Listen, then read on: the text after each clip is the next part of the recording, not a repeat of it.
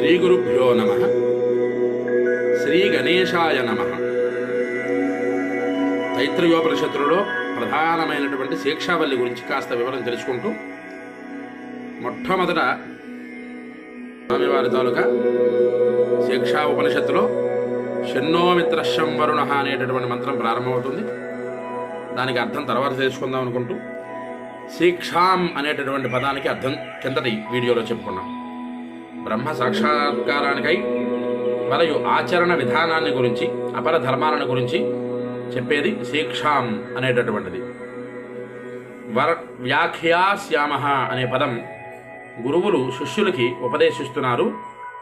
బ్రహ్మ సాక్షాత్కారానికి ఎలాగా ప్రాకులాడాలి అన్న దానికోసం చెప్పుకున్నాం.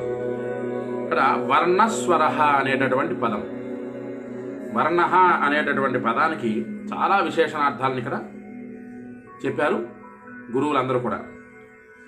అకారాది అక్షరములు నాభి నుంచి బయలుదేరి తాళములు, ఓష్ట్యములు, దంతవంత్యములు మొదలగు వాటిని చేరి ఆ అక్షరములు నోటి ద్వారా బహిర్గతమగును విషయం మీకు తెలిసినదే కదా. ఆ అయ్యేటటువంటి అక్షరాలని ఎలాగ పలకాలి అనేటటువంటి వివరమే వర్ణ. ఏ అక్షరం ఏ వర్ణంతో పలకాలి, ఏ రకమైనటువంటి విధానంతో అక్షరాన్ని పలకాలి అని చెప్పడాన్ని శిక్షావల్లి అనేటటువంటి పదంలో అంటారు. ఈ శిక్షా ఉపనిషత్తులో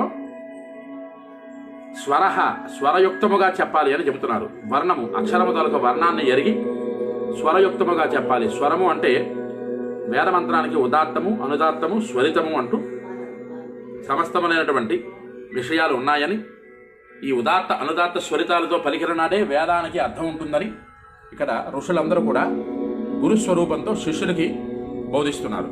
ఆ బోధించిన విషయాలను మనం అందరం తెలుసుకొని చక్కనైనటువంటి వేదాధ్యయనాన్ని చేస్తూ వేదమంత్రాలతో దేవుణ్ణి అర్చించాలని మనస్ఫూర్తిగా కోరుకుంటూ, హరి ఓం స్వస్తి.